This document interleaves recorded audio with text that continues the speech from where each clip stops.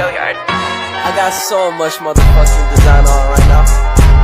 Break it down, bring it back, make it clap. I got 3 old thoughts, new block, where that day. Bitches on my line, and you know. Nama Bapak siapa?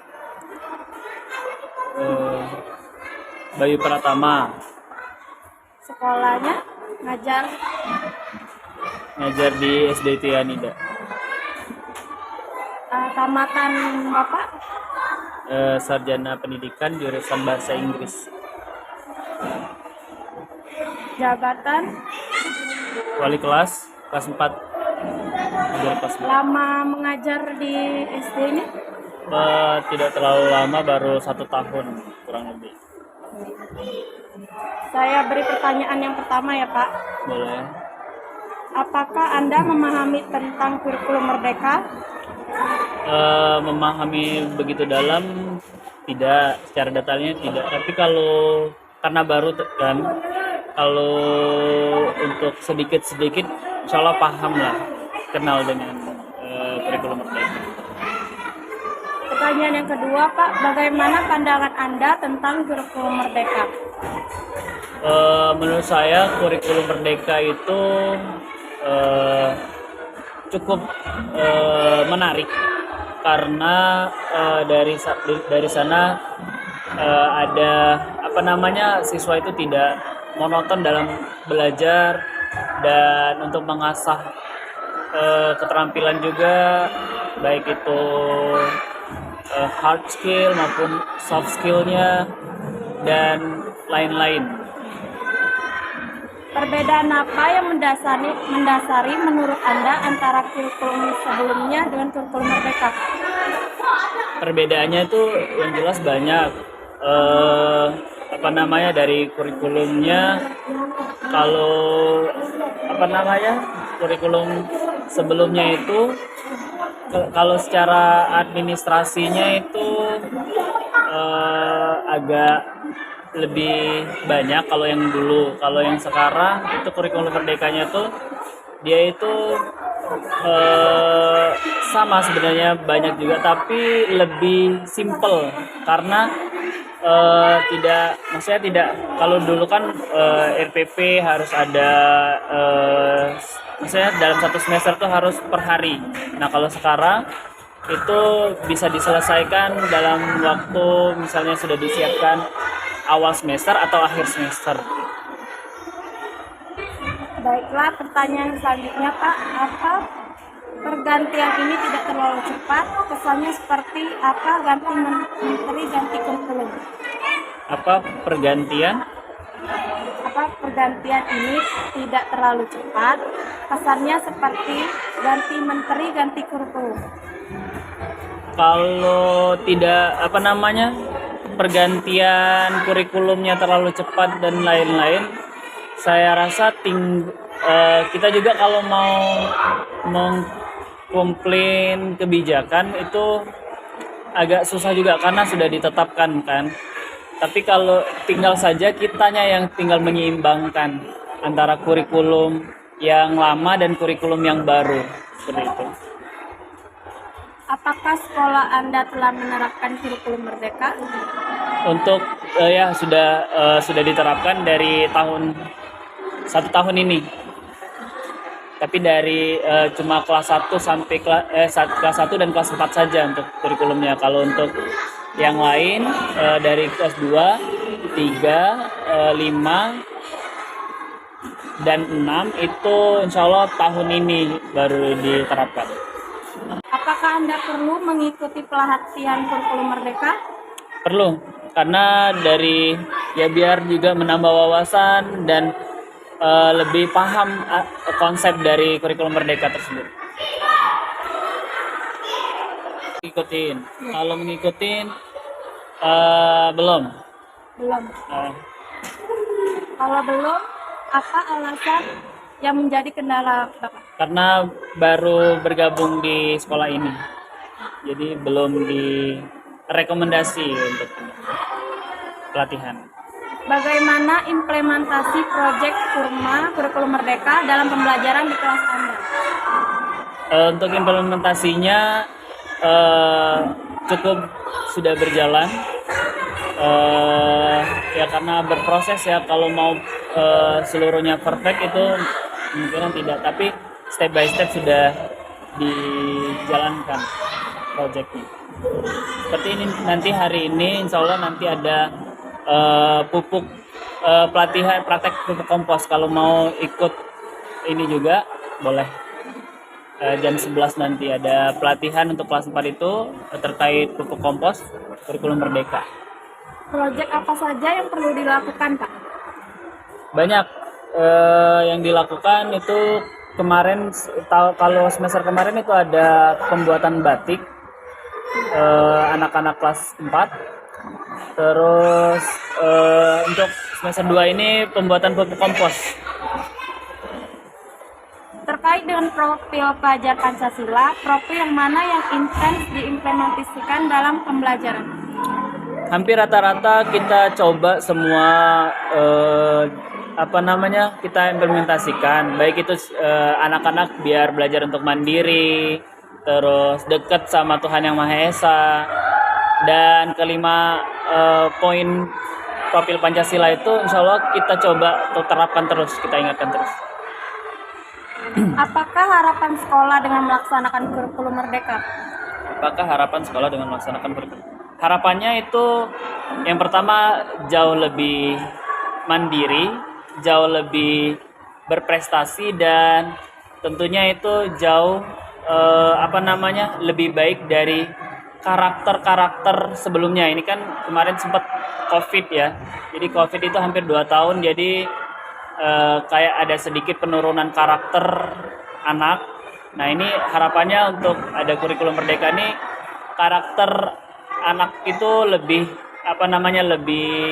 lebih baik lagi ya, lebih mandiri, lebih santun dan lain-lain. Apakah kurikulum merdeka sesuai dengan kebutuhan siswa dan pembelajaran, seperti apa contohnya? Nomor selesai.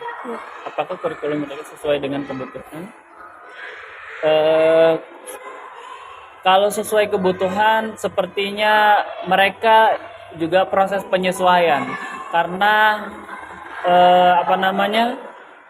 ada yang mereka belum paham kurikulum merdeka. Kalau kurikulum merdeka itu kan dituntut anak yang lebih merespon lebih aktif untuk belajar. Tapi kalau seandainya yang sebelumnya itu kita harus kayak kita yang menyuapin untuk ngasih materi dan lain-lain. Nah, kalau kurikulum merdeka ini anak-anak tuh lebih mereka yang mencari informasi-informasi dan gurunya tinggal mengarahkan ya untuk pembelajarannya. Bagaimanakah interaksi guru dengan siswa selama implementasi Purma?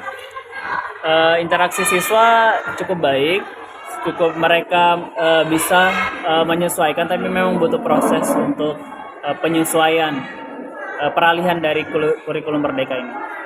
Apakah sebelum mengajar Anda mengkait CP, ATP atau mengembangkan tujuan pembelajaran? Ya, tentunya dikaitkan dengan tujuan pembelajaran dan lain-lain. Apa yang diketahui tentang modul ajar dalam pandangan kurikulum merdeka? Agak lebih banyak ya dari sebelumnya, tapi secara lebih detail kalau untuk modul ajarnya itu. Apakah Anda membuat RPP kurikulum 13 atau modul kurikulum merdeka sendiri, atau hanya mengutip kemudian dikembangkan sendiri dengan kondisi sekolah, atau silabus dibahas dalam KKG kemudian di sekolah dan disesuaikan dengan kondisi peserta didik? Untuk modulnya itu ada juga yang tentunya mengutip sendiri untuk KKG-nya atau silabusnya, tapi juga mencari referensi-referensi dari yang sudah ada. Bagaimanakah Anda memasukkan unsur literasi saintifik HOTS P5 keterampilan abad 21 di dalam modul yang Anda buat? Skip ya. Apakah Anda menemui hambatan dalam pembuatan modul dan bagaimana solusinya? Kalau menemui hambatan, insya Allah tidak ada. karena sudah ada referensinya juga. Apakah Anda adalah seorang guru penggerak? Bagaimana implementasi dari kegiatan tersebut di sekolah Anda? Untuk seorang guru penggerak belum menjadi guru penggerak. Apakah sekolah Anda adalah sekolah penggerak? Bagaimana kontribusi sejauh ini terhadap kemampuan guru dan siswa di sekolah? Untuk saat ini sekolah kami sudah menerapkan menjadi sekolah penggerak. Untuk kontribusinya sudah banyak ya. Kemarin ada kayak KKG, pameran-pameran dari sekolah. Kita mengundang sekolah-sekolah lain untuk mempromosikan atau mempresentasikan hasil-hasil karya-karya dari anak-anak sekolah didik. Apa yang Anda lakukan di awal kegiatan pembelajaran? Yang pertama, saya tentunya membuka dengan melapaskan basmalah, ya, berdoa terlebih dahulu.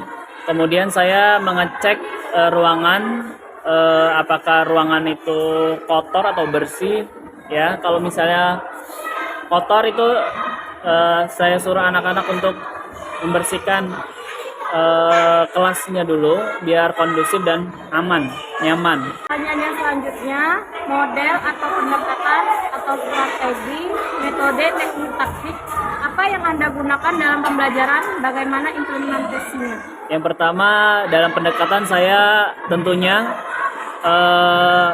face to face atau saya mengenal karakter anak-anak terlebih dahulu dari 27 anak. Contoh misalnya dalam satu kelas tuh 27 atau 26 anak. Nah, satu-satunya saya pahamin dulu anak-anak karakter anak-anak tersebut. Nah, kalau sudah saya paham, tinggal lagi bagaimana metode. Ada yang secara ceramah bisa ditangkap, ada yang secara pendekatan, ada ya tergantung anak-anak juga, ada kinestetik dan lain-lain kan. Jadi kita juga menyeimbangkan kemampuan anak juga, dia bisa diterimanya di mana. Baiklah, apa saja buku pegangan yang Anda atau sekolah gunakan dalam pembelajaran ini? Ada dari dinas juga ada, dari sekolah juga ada. Media apa saja yang Anda pernah buat dan sering gunakan dalam kegiatan pembelajaran? Banyak kalau media. Ada ya handphone, dari kertas, origami, pokoknya banyak. Aktivitas apa yang Anda lakukan dalam kegiatan akhir pembelajaran? Aktivitas yang dilakukan adalah memberi penekanan atau untuk anak-anak mereka bisa menerima tidak dari pembelajaran tadi kalau belum kita evaluasi sedikit dari pembelajaran sebelumnya. Pertanyaan yang selanjutnya yaitu tentang evaluasi hasil belajar. Yang pertama, bentuk penilaian apa yang Anda gunakan dalam pembelajaran ini? Bentuk penilaiannya itu menggunakan rapot ininya, hasil dari ininya. Jadi ditulis di rapot pembelajaran bentuknya. Apakah Anda menemui hambatan dalam penilaian? Bagaimana solusinya? Untuk sejauh ini tidak ada hambatan dari penilaian.